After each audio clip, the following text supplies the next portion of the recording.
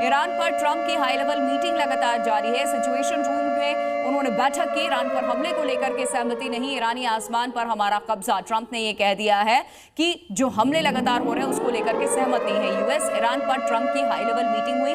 हालांकि कई घंटों तक ये मीटिंग हुई है, मंथन चला है, सिचुएशन रूम में बैठक हुई है। ईरान पर हमले को लेकर के सहमत नहीं है। ईरानी आसमान पर हमारा कब्जा। ट्रंप की तरफ से बड़ा बयान दिया गया और सपोर्ट इजराइल की तरफ ट्रंप का यूएस का जाहिर सी बात है दिखना अब शुरू हो चुका है। पहले स्टेटमेंट दिया गया कि हमने नहीं उकसाया इजराइल को, लेकिन अब यह स्टेटमेंट दिया गया है कि हम साथ हैं इस जंग में।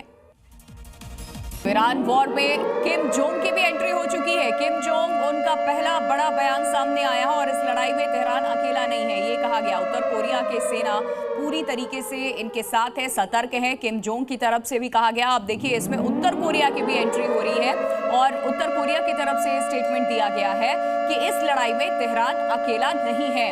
उत्तर कोरिया सेना पूरी तरह से सतर्क है, किसी भी वक्त एक्शन लेने को हम तैयार हैं। ईरान वॉर में किम जोंग की एंट्री हो चुकी है। किम जोंग उनका पहला बड़ा बयान सामने आया है कि हम सपोर्ट को तैयार हैं ईरान को और तेहरान अकेला नहीं है। उत्तर कोरिया सेना पूरी तरीके से सतर्क है, अलर्ट मोड पर है।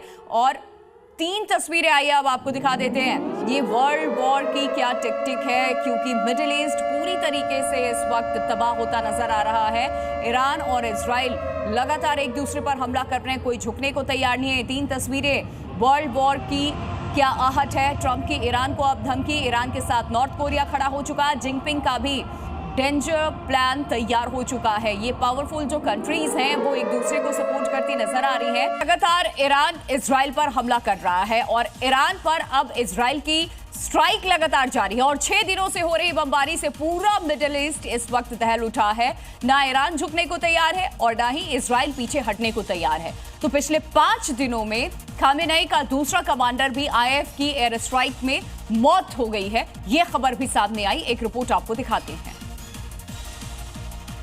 इजरायली सेना ने दावा किया है कि उसने बड़ी कार्रवाई में ईरान के टॉप सैन्य अधिकारी अली शादमानी को ढेर कर दिया। अली शादमानी ईरानी सेना के इमरजेंसी कमांडर थे और हाल ही में उन्हें पूरी सेना की कमान सौंप दी गई थी। 4 दिन पहले ही अली शादमानी ने मेजर जनरल गुलाम अली राशिद की जगह ली थी, क्योंकि बीते शुक्रवार को मेजर जनरल गुलाम अली राशिद की इजरायली हमले में मौत हो गई थी। यानी 5 दिन के भीतर खमीनी के 2 टॉप कमांडरों को इजराइल ने मिट्टी में मिला दिया। लेकिन सेना प्रमुख अली शादमानी की मौत ईरान की सेना के लिए बड़ा झटका है, क्योंकि वो व्यक्तिगत रूप से खमीनी के करीबी थे और सीधे तौर पर इजराइल के खिलाफ ईरान के युद्ध योजनाओं को लीड कर रहे थे।